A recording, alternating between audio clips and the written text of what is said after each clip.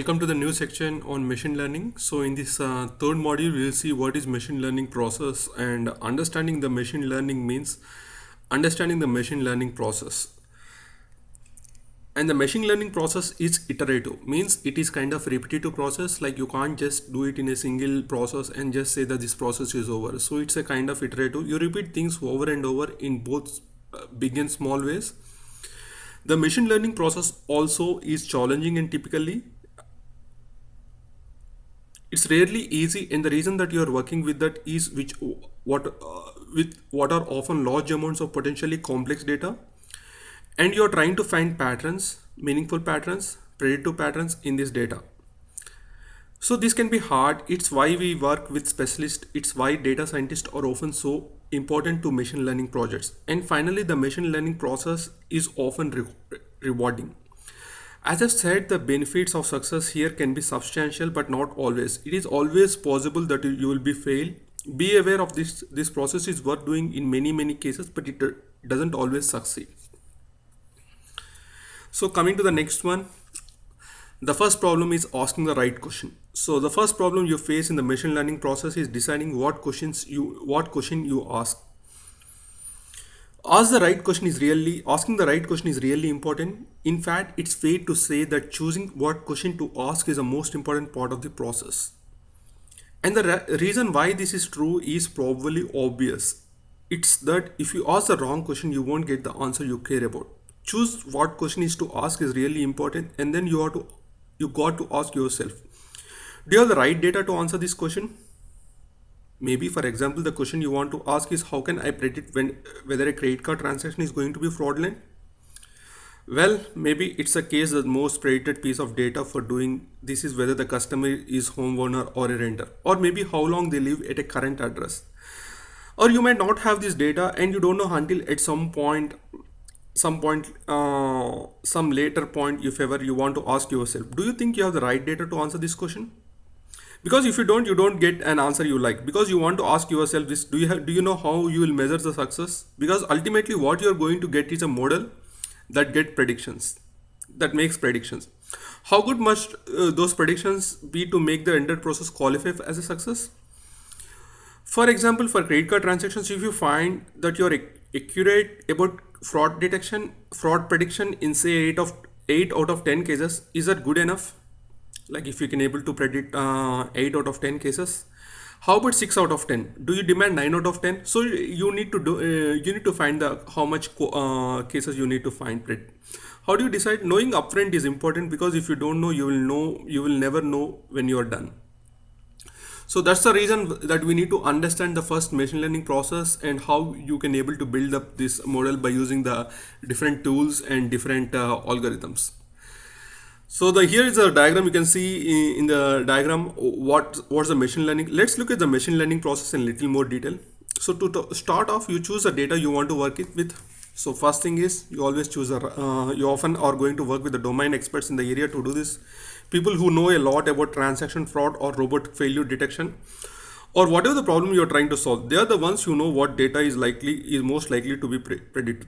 But the data you start with is raw data, is almost never in the right form. So always the data, it has duplicates, it has missing data, it has extra stuff. Typically you got to apply some pre-processing to that data. So you need to apply pre-processing of the data. And machine learning products commonly provide a variety of data pre-processing module to do this. The result is some prepared data. So after you apply some pre-processing modules, and after you apply the data processing modules, you get the prepared data that has been worked on to be more appropriate as an input for machine learning.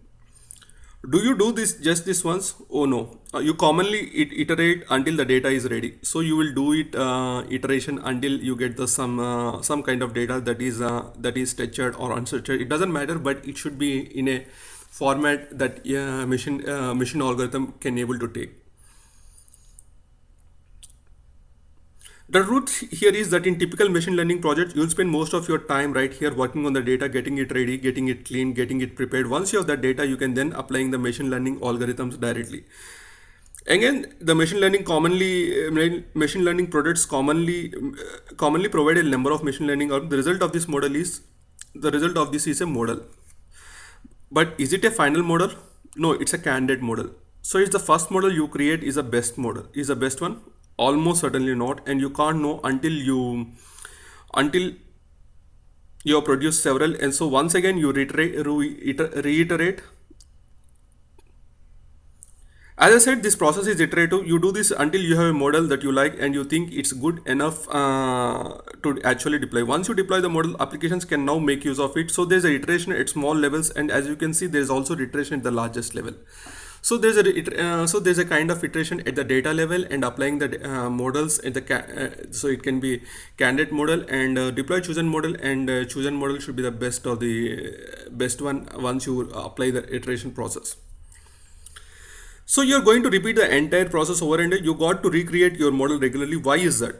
Why is that you want to recreate the model regularly? Because the world changes and you need to keep your model up to date with reality. That means processing new data or new algorithm, something else. But recognize that you need to recreate your model regularly. This process is iterative in both small and large at both small and large scales. So we'll try to see some of the machine learning scenarios where how you can apply this kind of methods. So best example what I taken is a credit card fraud. So how the credit card detecting the credit card fraud.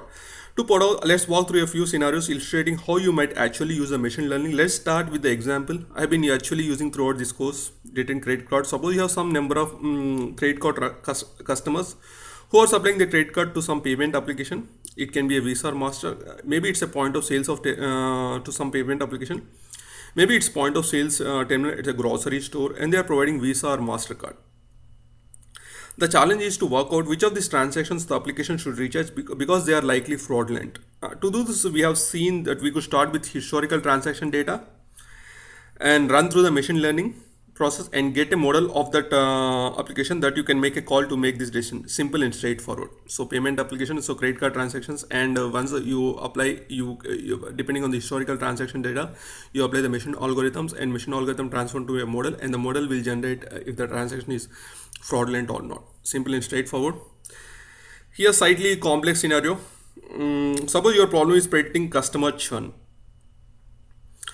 Imagine that your mobile phone company, for example, you got customers who call into your call center, whose staff relies on some call center application. Here what you want to do, for each caller,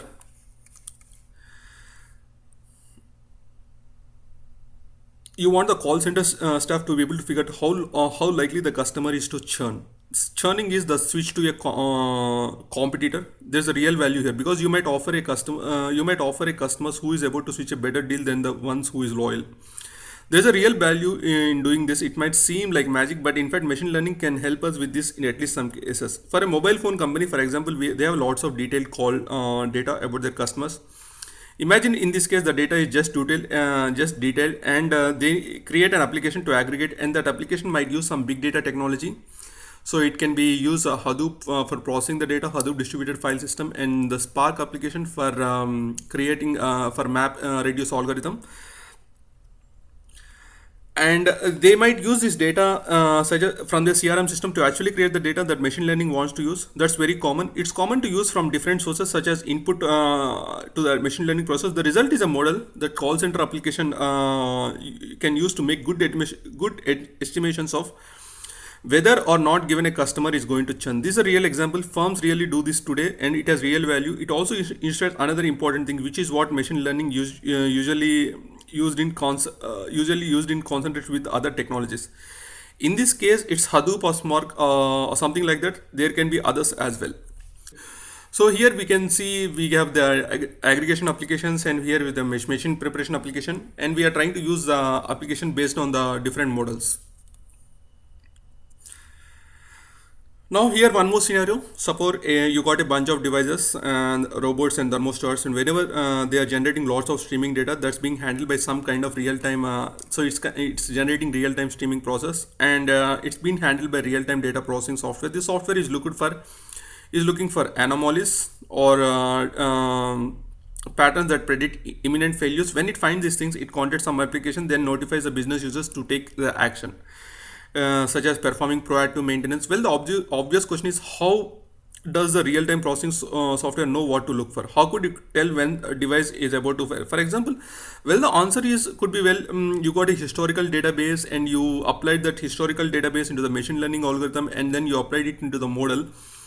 You use the data as an input to the machine learning and create a model of the real-time data. So this is how this application is being used for, because in the real-time data processing, the some application will notify to the business user that they need to take care of the proactive maintenance for this application.